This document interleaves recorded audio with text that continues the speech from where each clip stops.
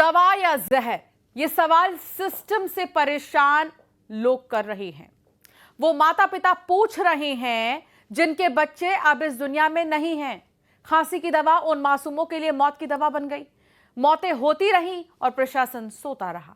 और जब तक प्रशासन जागा तब तक मध्य प्रदेश में 20 मासूम दम तोड़ चुके थे। अब एक्शन हो रहा है, छापेमारी हो रही है, सजा हो रही है, लेकिन उन मासूमों का क्या जो अब कभी वापस नहीं आएंगे? सिस्टम की लापरवाही ने उनकी जान ले ली। इसी पर एक रिपोर्ट देखिए।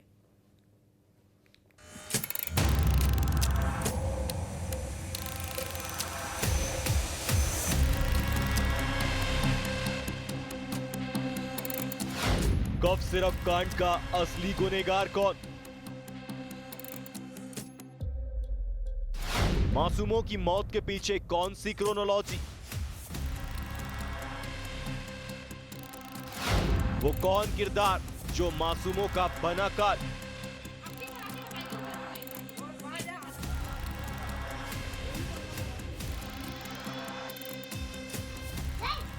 कल्पना कीजिए, आधुनिकता के इस दौर में जब हर मेडिसिन मैन्युफैक्चरिंग की सघन निगरानी की जा सकती है, तो फिर आखिर कफ सिरप के नाम पर मासूमों को जहर कैसे पिला दिया गया? कैसे सेहत को दुरुस्त करने वाला कफ सिरप किडनी फेलियर की वजह बन गया और मध्य प्रदेश के 20 मासूमों को अपनी जान गंवानी पड़ गई? ये बेहद दुखद और दुर्भाग्यपूर्ण घटना में छिंदवाड़ा और बांडुना और बैतूल में मिला के 20 मासूम बच्चों की मृत्यु हो चुकी है। सरकार बहुत सख्त है। अब तक छिंदवाड़ा में 17, बैतूल में 2, पांडुरना में 1 मासूम अपनी जान गंवा चुका है। ये सिर्फ मौतें नहीं है, ये सवाल है जो कई परिवारों के लिए कभी ना भूल पाने वाला जख्म बन गया है। ये सवाल प्रशासन, डॉक्टर, दवा निर्माता और नियमों की जिम्मेदारी पर भी है। कैसे इतनी बड़ी लापरवाही हुई और कौन इस त्रासदी के असली गुनहगार हैं? हर सवाल में मासूमों की हंसी गुम हुई और अब देश की निगाहें इसी पर हैं कि क्या सिस्टम ऐसी घटनाओं को रोक पाएगा या फिर मासूमों की मौतें सिर्फ आंकड़े में रह जाएंगी। और शायद यही वजह है कि अब हर नई मौत पर पोस्टमार्टम शुरू कर दिया गया है।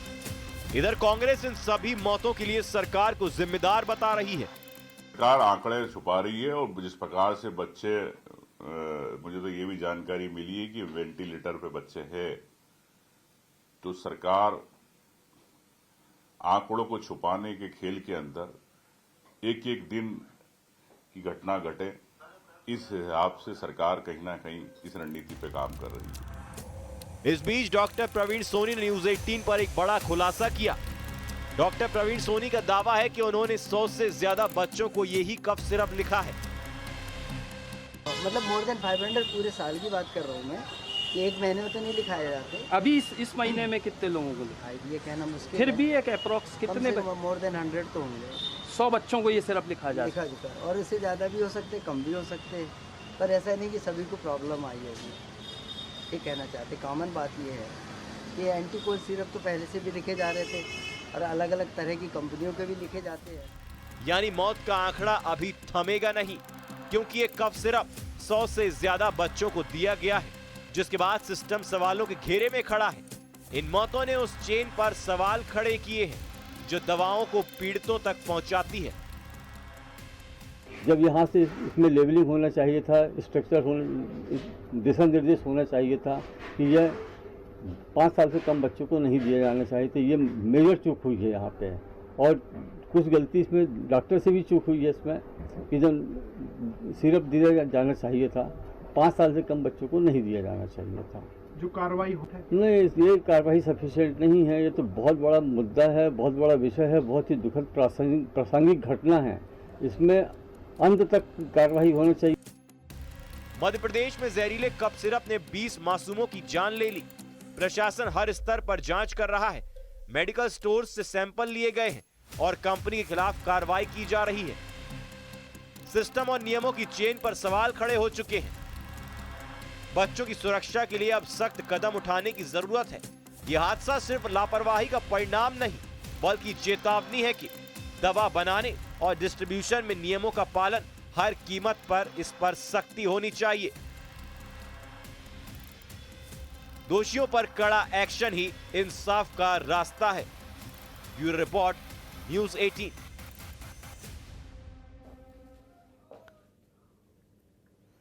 तो एमपी में जहरीली कफ सिरप से अब तक 20 बच्चों की मौत हो चुकी है। हैरानी की बात तो यह है कि इतनी मौत के बाद भी सिरप बनाने वाली कंपनियां बेखौफ है। बच्चों की मौतों के चलते इंदौर की दवा कंपनी ARC फार्मास्यूटिकल्स जांच की जद में आई है।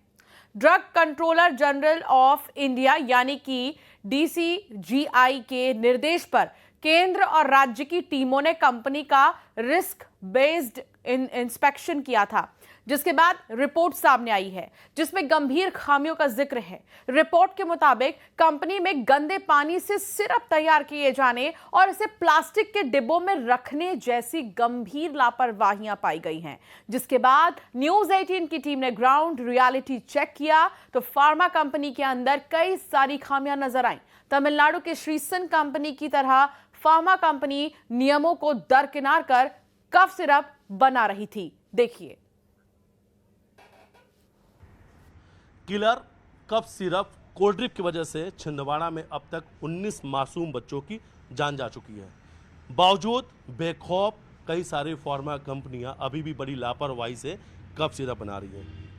न्यूज़ 18 की टीम लगातार ग्राउंड जीरो पे मौजूद है और आज न्यूज़ 18 टीम रियलिटी चेक करने के लिए इंदौर के सामेर रोड यानी जो इंडस्ट्रीज एरिया, वहाँ एक ARC फार्मास्यूटिकल कंपनी है, वहाँ पर पहुँची है। चलिए यहाँ से आपको तस्वीर दिखाते हैं। हालांकि जांच के दायरे में ARC फार्मास्यूटिकल कंपनी को लिया गया है।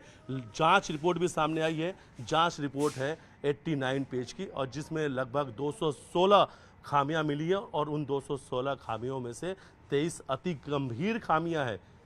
रिपोर्ट के बाद यहाँ से होने वाले कफ सिरप के उत्पादन पर तत्काल रोक लगा दी गई है और जो दवाइयाँ यानी यहाँ से बनी हुई जो दवाइयाँ बाजार में उपलब्ध हैं उसे भी तत्काल रोक दिया गया है, यानी उन दवाइयों पर बैन लगा दिया गया है। ARC फार्मास्यूटिकल्स कंपनी की तस्वीर दिखा रहे हैं। इंदौर के Samer road Indore 216/A sector F ये तस्वीर है, ये पता है ARC फार्मास्यूटिकल का। और दूसरी तस्वीरें हम नीचे की तरफ दिखाएंगे तो ताला भी लगा हुआ है। अब एक चलिए अंदर दिखाते हैं। ठीक तमिलनाडु के श्रीसन कंपनी की तरह ही यहाँ पर भी बड़ी लापरवाही से कफ सिरप का निर्माण काम चल रहा था। ये दवाई बनाने वाली कंपनी है। इन तस्वीरों को देखिए, बेहद गंदे तरीके से नीले ड्रम यहाँ पे रखे गए हैं और इन्हीं नीले ड्रम में ये दवाइयाँ रखी जा रही थी। शक्कर जो है उसे मिलाने के लिए यानी जो चाशनी है उसे बनाने के लिए गैस चूल्हे का उपयोग किया जा रहा था और उसके बाद ये बदबूदार कपड़े से छान कर इन तस्वीरों को अगर आप देखेंगे तो कफ सिरप वाली जो बॉटल्स होती हैं उन बॉटल्स के अंदर इन्हें पैक किया जा रहा था। ये तस्वीर आपको दिखा रहे हैं। इन गंदे जो बॉटल्स हैं इन बॉटल्स में इन कफ सिरप को पैक किया जा रहा था। सबसे बड़ी बात है श्रीसन जो फार्मास्यूटिकल कंपनी है जिसके वजह से छिंदवाड़ा में 19 बच्चों की अब तक जान जा चुकी है, ठीक उसी तरह से इंदौर में भी ये दवाइयाँ तैयार की जा रही थी। और सबसे बड़ी बात है डाइथिलीन ग्लाइकॉल और एथिलीन ग्लाइकॉल की मात्रा में गड़बड़ी से बच्चों की मौत हुई थी। ये बात सामने आई है और उसे जांचने के लिए, उसे नापने की कंपनी के पास में कोई भी इक्विपमेंट नहीं मिला है। और सबसे बड़ी बात है जो तैयार फॉर्मुलेशन है इन दोनों की अशुद्धियों की जांच के लिए भी यहाँ पर कोई भी इंतज़ाम नहीं किया गया, कोई भी उपकरण यहाँ पर नहीं मिला है।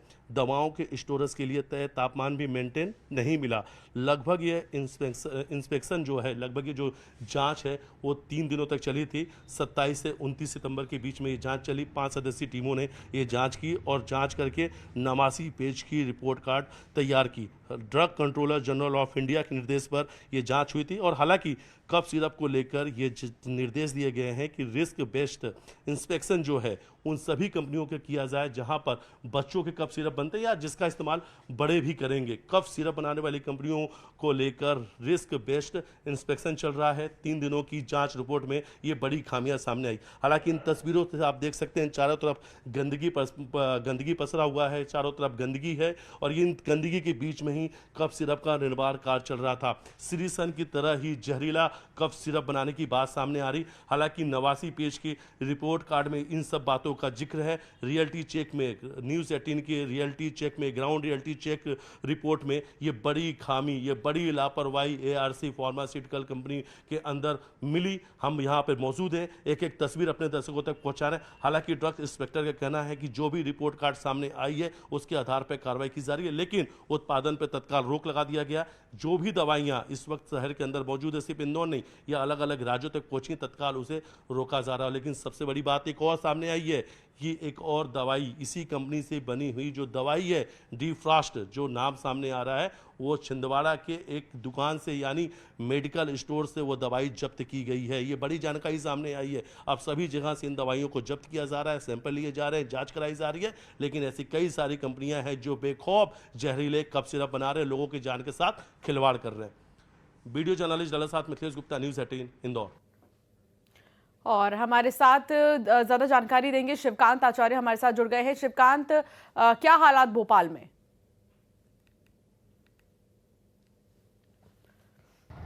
जी हां, छिंदवाड़ा में 20 मासूमों की मौत के बाद अब सवाल उठता है कि आखिर उनकी मौत का जिम्मेदार कौन है? अधिकारी हैं, भ्रष्टाचार है या लापरवाही है? क्योंकि ये केवल वो 20 मासूम नहीं हैं, उन 20 मासूम बच्चों के परिवार हैं और उनसे कितने लोग जुड़े थे। और सबसे बड़ा ये अब सवाल खड़ा हो रहा है पूरे प्रदेश में, बल्कि पूरे देश में, कि आखिर इतनी बड़ी लापरवाही कैसे हुई। कुछ लोग भी हमारे साथ हैं, हम उनसे ही बात कर लेते हैं। सर, 20 बच्चों की मौत हो गई, जिम्मेदार कहाँ है, लापरवाही कहाँ हुई है, और क्या इन पे कभी लगाम लगाई जा सकेगी? स्वाभाविक तौर पर जिम्मेदार पूरी ये व्यवस्था है जो मुनाफे पर आधारित ये सिस्टम चल रहा है। इसमें बलि के बकरे के तौर पर कुछ लोगों को बना दिया जाएगा, लेकिन आप गौर कीजिए, इसमें ये जो दवा कंपनी बना रहे हैं, इस दवा कंपनी के जो मालिक हैं उनको ये लाइसेंस मिला कैसे? इस कंपनी के मालिक का अभी तक क्या हुआ है? और मंत्री जो स्वास्थ्य मंत्री हमारे यहाँ के, उनका क्या बयान है? नैतिक तौर पर उनको आप इस्तीफा दे देना चाहिए था। मुख्यमंत्री कल गए, ये बात बढ़िया है, वो कल गए, लेकिन आज जब मीडिया कर्मियों ने उनसे सवाल पूछा तो वो चिढ़ रहे हैं इस सवाल पर। लोगों की जान गई है, 20 मासूम बच्चों की। मैं अभी सभी से यही बोल रहा हूं कि आपको अब दवा लेते वक्त डर लगेगा कि बच्चे का क्या करें। हम सभी के छोटे छोटे बच्चे हैं। एक परिजन का हमारे पास बयान आया था, उन्होंने कहा था कि मेरे बच्चे की मौत का जिम्मेदार मैं खुद हूं, क्योंकि मैंने उसको दवाई पिलाई। मतलब दवाई डॉक्टर ने लिखी, उसके कहने पर उसने पिलाई, लेकिन वो खुद अपने आप को जिम्मेदार मान रहा था। जी बिल्कुल ऐसा नहीं है। अगर हमारा बच्चा बीमार होगा तो हम क्या करेंगे? उसका इलाज कराएंगे, मेडिकल से दवाएं लेके आएंगे। दवाएं सही है कि नहीं है ये जांचने के लिए तो हमारे घर में उपकरण नहीं है, ये तो काम सरकार का है। सरकार के पास ड्रग इंस्पेक्टर है, पूरा एक विभाग है जो मेडिसिन की जांच करेगा। तो दुकानों पे जो दवाइयाँ हैं वो असली हैं कि नकली हैं तो सरकार को तय करना है। इसलिए हम लोग ये बात कर रहे हैं कि सरकार इसके लिए जिम्मेदार है। ये दुर्घटनाएं नहीं है, ये सरकारी तंत्र की विफलता के कारण हुई हत्याएं हैं और सरकार को इसकी जिम्मेदारी लेनी चाहिए। अच्छा, एक बात अभी आपने उठाई थी, बहुत बड़ा सवाल था, नैतिकता। आपको लग रहा है नैतिकता बची है? जी, नैतिकता तो होनी ही चाहिए और सरकार की नैतिक जिम्मेदारी है। देखिए, हम लोग गवर्नमेंट को चुनते हैं, हम सारी चीजें खुद नहीं कर सकते, इसलिए तो गवर्नमेंट को चुनते हैं। और हम जब सरकार को चुना तो उसको ये अधिकार भी दिया कि वो उन चीजों की रखवाली करेगी जो हम नहीं कर सकते। दवाई बनाना, जब से सरकार ने दवाई को प्राइवेट हाथों में दिया है, तब से प्राइवेट कंपनियां मनमर्जी तरीके से एक्सपेरिमेंट कर रही हैं और इन एक्सपेरिमेंट का नतीजा होता है कि आम लोगों की जानें जाती हैं। इसकी जिम्मेदारी तो सरकार को ही लेनी पड़ेगी और नैतिक रूप से उसको लेना भी चाहिए। और अगर वो नहीं लेगी तो जनता का ये कर्तव्य है कि उसको याद दिलाए कि तुम्हारी जिम्मेदारी है, तुम लो और इसको सही करो। ये उसके लिए, इसलिए हम लोग भी ये मांग करते हैं कि सरकार को ये करना चाहिए।